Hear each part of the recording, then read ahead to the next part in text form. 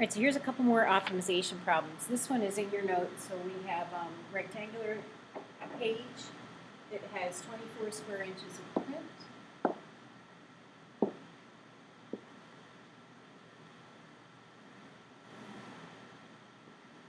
Inside here is my 24 square inches of print. And the margin at the top and the bottom of the page would be 1.5 inches. And the margins on the left and the right are going to be 1 inch. So the area of the entire page then, this side would be, if I'm calling that x, it would be x plus the inch on either side there, so it would be x plus 2. The dimensions of this side would be, if I'm calling this y, it would be y plus 1.5 and 1.5 would be y plus 3. So the area of the page would be x plus 2 times y plus 3. And then the area for the print would be this x times this y, and I know that's going to be 24 square inches.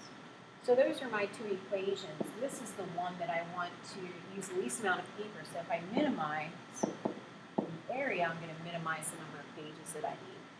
So I can solve this area formula, xy equals 24, for one of the two variables and then substitute that back into my optimization equation. So if I solve for y, I'll have 24 over x. You could solve for either variable, it doesn't matter. Maybe you wanted to solve for x and then 24 over y. It makes no difference for this. Okay, so let's go back then. We'll plug one of these two equations back into this one. And I'm going to stick with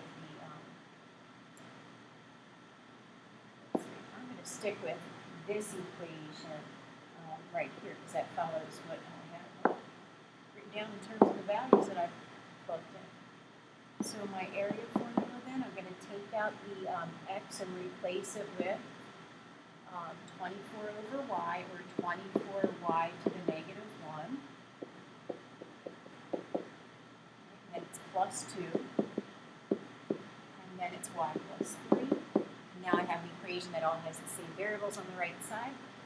You could leave it this way and take the derivative. I would FOIL it first, though. If you FOIL this, we'll have first times first will give us 24. Outer will give us 72y to the negative 1. Inner will give us 2y, and last will give us 6. And put the 24 and the 6 together. And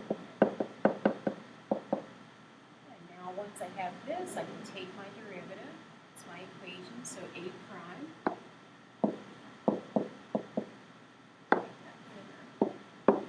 Okay, so a prime derivative of 30 will be 0.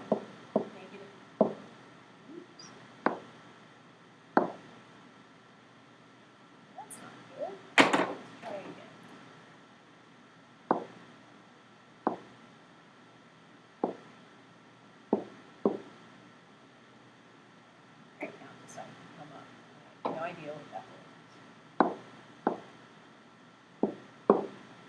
All right, let's try this again. So derivative 30 was 0. So we got negative 72y to the negative 2.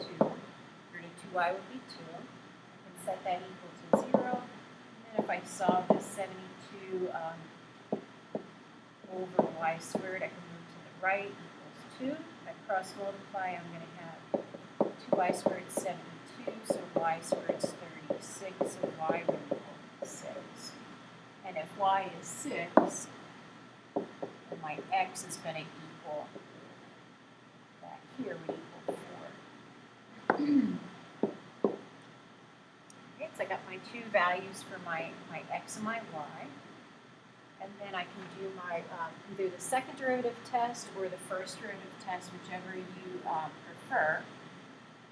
I'm looking at this. Maybe I'll do the first derivative test. So a prime, if I pick a value that is, let's see, y is 6. Let's pick a number smaller than 6, like 5. Bigger than 6, like 7.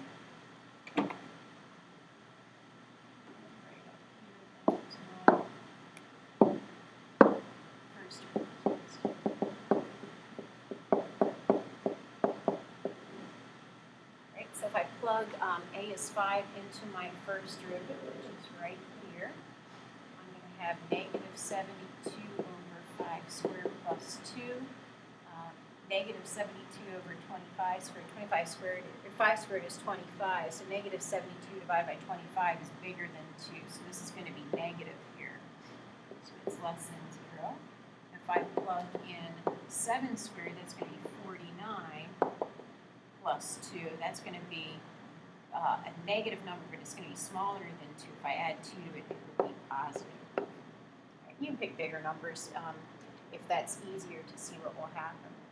So since my derivative changed from negative to positive, since I called my derivative a, so a prime changes from negative to positive at y equals 6. That means y equals 6 is a negative to positive minimum. And then the last thing we needed was the dimensions of the pages. I think what they wanted, which are the dimensions of the page be. So I do need to go back in. Y was 6, x was 4, but the dimensions were x plus 2 by y plus 3. So if I plug in x is 4, 4 and 2 would give me 6. I think these were in inches. Yep. And y plus 3 would be 6 plus 3 would be 9 inches. So these are the dimensions of the page.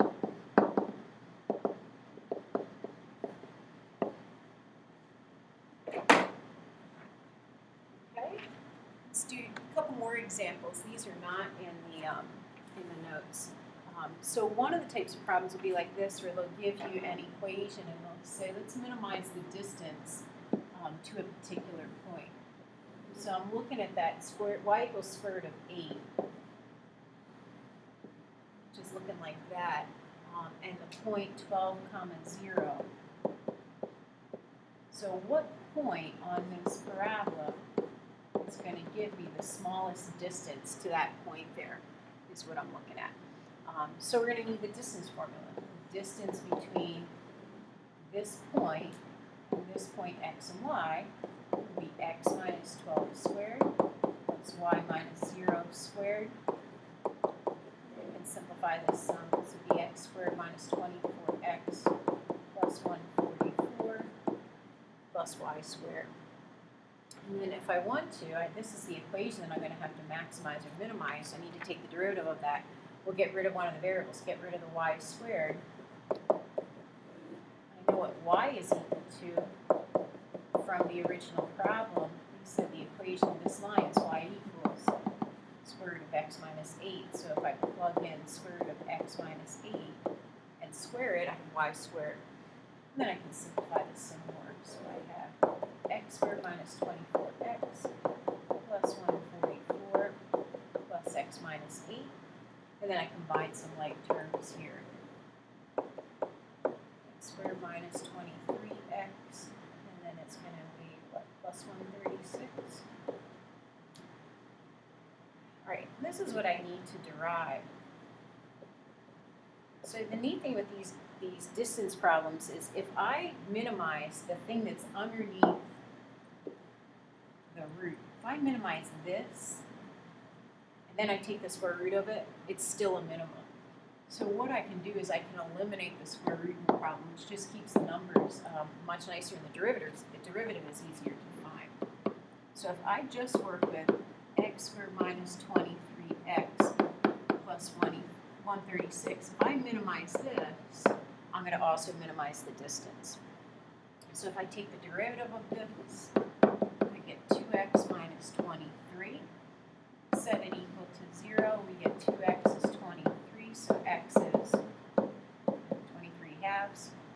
The y coordinate then, if I plug that back into my original equation, 23 halves minus 8 gives me a y coordinate of square root of 7 halves. That y coordinate. So 23 halves, the square root of 7 halves, is the coordinates of the point.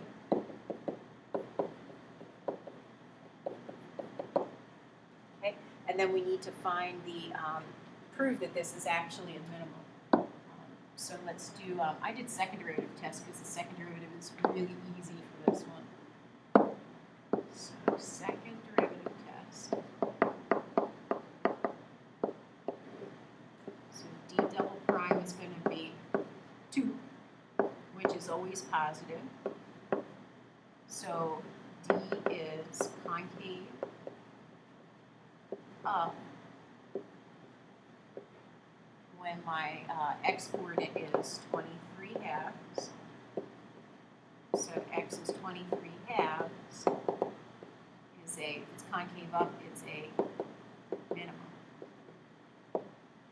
So that sometimes when the second derivative test is much easier than to bother to do the first derivative test. All right, let's look at one other type that you see in the homework, and that is this area type of problem here. So they give you this, they give you a graph of a line, and they'll say, where's the point on the line need to be placed so that if I connect this point to the x-axis and the y-axis, this rectangle that's formed has a maximum area.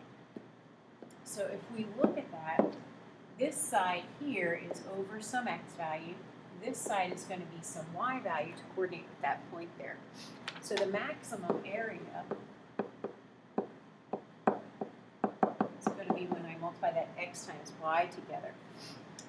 And so I can maximize this area if I look at my equation. The equation of this line was negative 3x plus 8. So I can maximize this area by taking out that y and replacing it with negative 3x plus 8. So this is my secondary equation that I just substituted. This is my secondary equation that I just substituted back into my my optimization equation to maximize.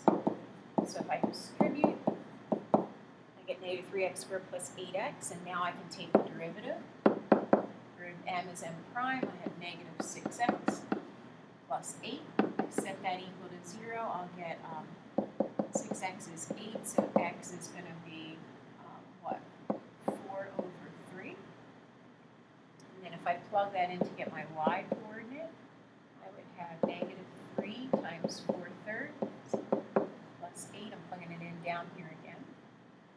So we get what? Well, y is negative 4 plus 8, so we get 4. So the coordinates of the point